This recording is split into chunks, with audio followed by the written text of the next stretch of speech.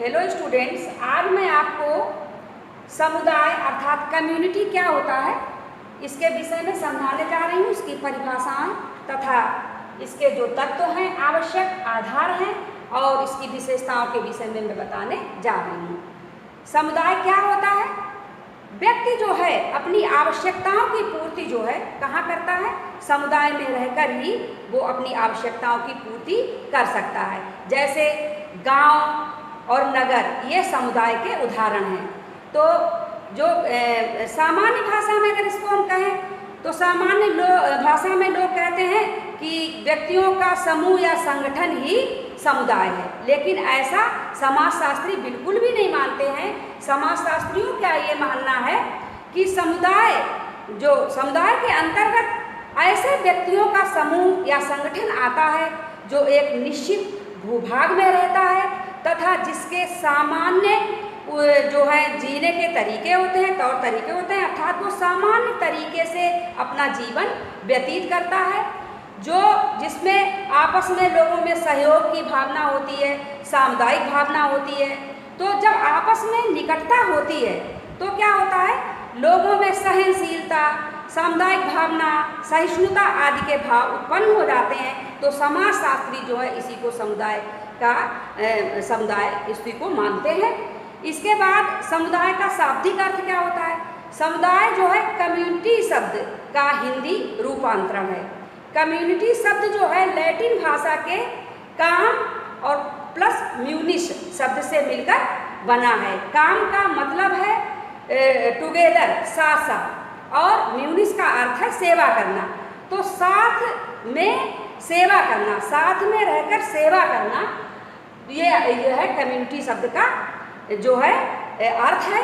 तो ये शाब्दिक अर्थ हुआ। इसके बाद इसकी परिभाषाएं जो हैं वो किसने दी हैं? समुदाय की परिभाषाओं में बोगार्ट्स के अनुसार, बोगार्ट्स ने इसकी क्या परिभाषा दी है इसको समझ लीजिए। समुदाय एक ऐसा सामाजिक समूह है जिसमें कुछ अंशों तक हम की भावना होती है तथा जो एक निश्चित क्षेत्र में निवास करता है। तो मतलब इन्होंने भी बताया है कि कुछ अंशों तक हम की भावना होती है। हम की भावना, ना कि मैं की भावना। मैं की भावना कब होती है? जब व्यक्ति स्वयं को ही सारा अस्तित्व मानता है। लेकिन हम की भावना कब आती है? जब सबको वो एक अपना मानता है तो हम की भावना उत्पन्न होती है तथा जो एक निश्चित क्षेत्र में निवास करता है। ये बोगार्ट्स के अनुसार परिभाषा इसकी समुदाय की दी गई है।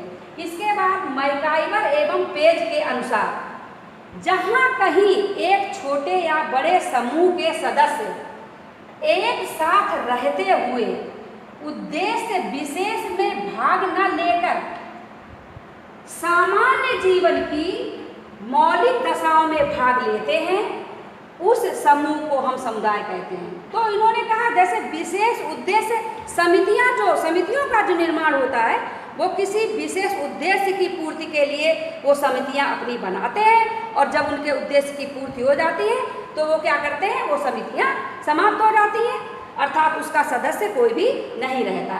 लेकिन इसमें ऐसा नहीं होता है। समुदाय में क्या होता है कि ये सामान्य जीवन जीते हैं और सामान्य जो है इनका जीने का तौर तरीका होता है और ये एक समूह और समुदाय के रूप में अपने आप को रखते हैं। इनमें क्या होता है? अपने समुदाय में रहकर ये अपने आप को सुरक्षित समझते हैं और इसमें सामाजिकता की भावना और जो है सामूहिकता की भावना इनके अंदर पनपती है। इसके बाद हम आपको बताएं कि समुदाय के आधार या तत्व। तो समुदाय के आधार या तत्व को मैकाइवर और पेज ने अपने अनुसार इसको दो भागों में बांटा है और किंग्सले डेविस ने अपने अनुसार बांटा है। तो मैकाइवर और पेज के अनुसार स्थानीय क्षेत्र, मैकाइवर और पेज के अनुसार जो हमारे समाजशास्त्री इन्होंने माना है कि जो एक क्षेत्र में रहते हैं, एक निश्चित भूभाग में रहते हैं, ऐसे लोग जो हैं वो समुदाय के तत्व उनमें पाए जाते हैं, अर्थात जो स्थानीय क्षेत्र जिनका एक सा हो, निश्चित हो स्थान हो और एक निश्चित भूभाग में वो रहते हों। इसके बाद दूसरा इन्होंने बताया कि सामुदायिक भावना। तो जो समुदाय के तत्व होते हैं उसमें क्या होना चाहिए? सामुदायिक भावना होनी चाहिए, सहिष्णुता होनी चाहिए, सहयोग होना चाहिए, एक दूसरे के दुख में दुखी होना, दूसरे के सुख में सुखी होना, इस तरीके से जब भावनाएं आती हैं व्यक्तियों की तो वो सामुदायिक भावना के अंतर्गत आती हैं।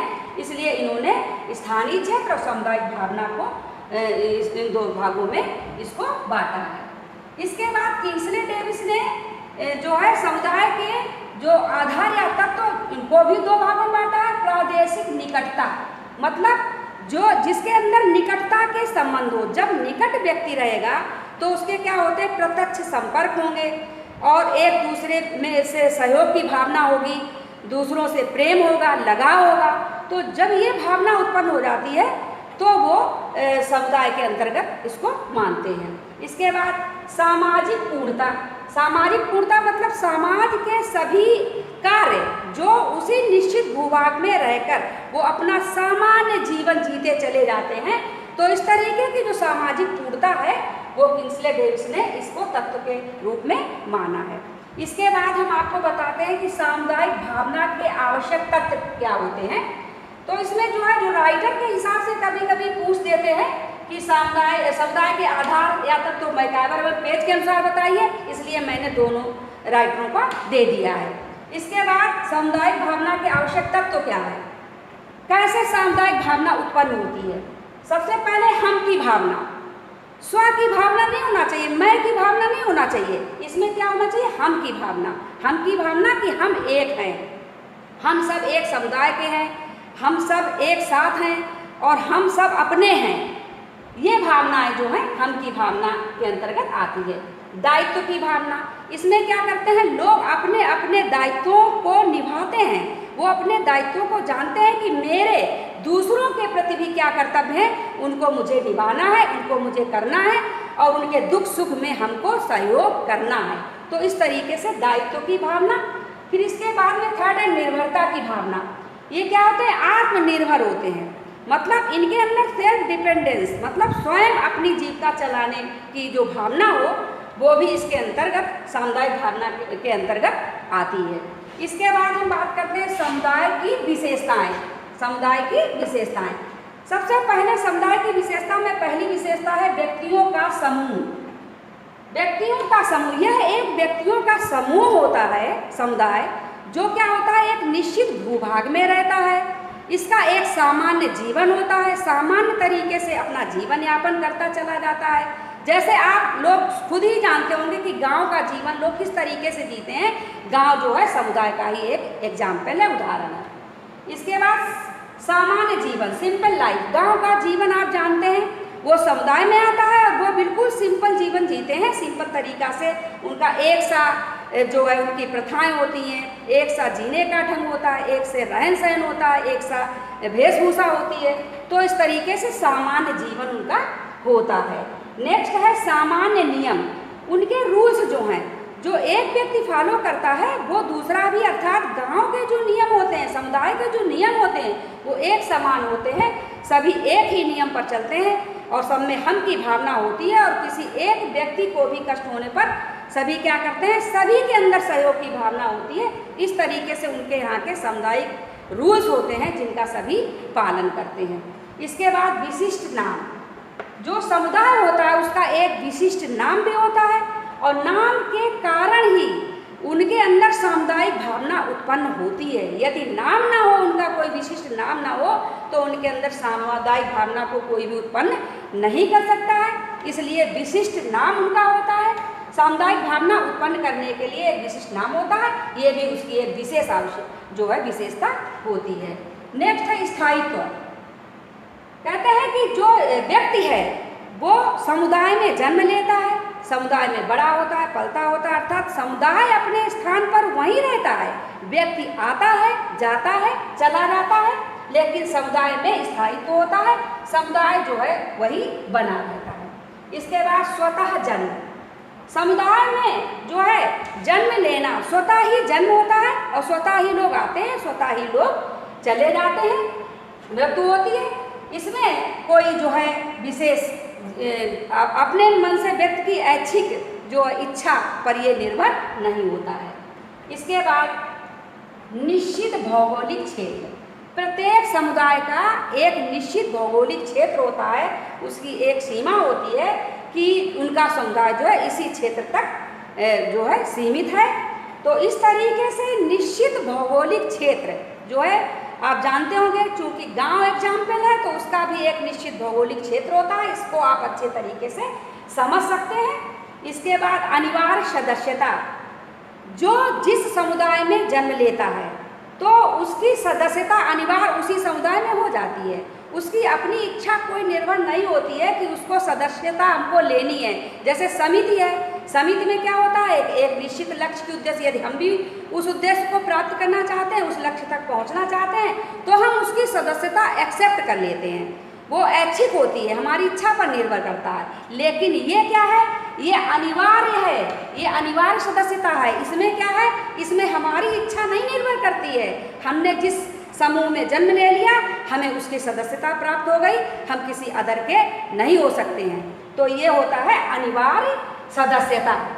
इसके बाद आपका आता है सामुदायिक भावना। सामुदायिक भावना के अंतर्गत आपको हमने बता दिया क्या क्या चीज़ें आती हैं। जो है क्या है, हम की भावना।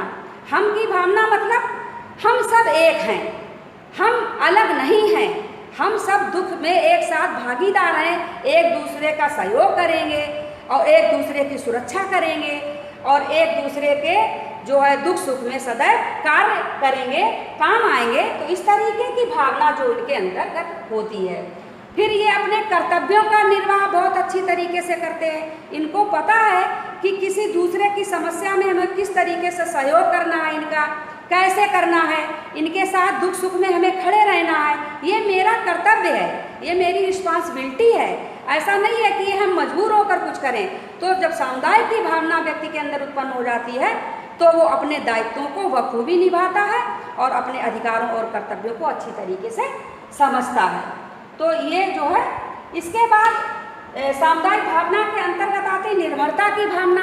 व्यक्ति दूसरे के ऊपर निर्भर नहीं होकर अपनी जीविका चलाना चाहता है। वो क्या चाहता है कि मैं आत्मनिर्भर होकर, स्वयं आत्मनिर्भर होकर अपने जीवन का यापन करूं, अपने जीविका चलाऊं और आर्थिक रूप से अपने जो है कार्य जो है स्वयं ही कर सकूं, किसी दूसरे का सहयोग हमको ना लेना पड़े। ऐसी भावना जो है होती है सामुदायिक भावना के अंतर्गत।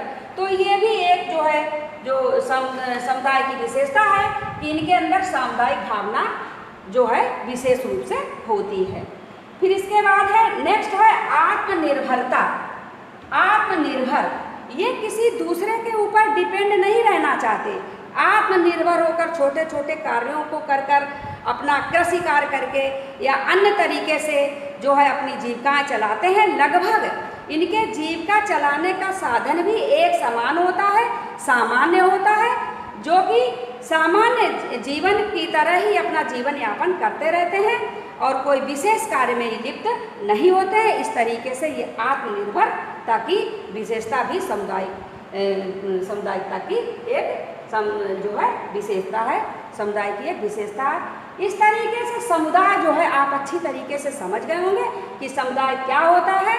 और इसके बाद मैं आपको अगले लेक्चर में अगला जो है टॉपिक लेकर पढ़ाऊँगी। यहीं से मैं अपना ये लेक्चर समाप्त करती हूँ।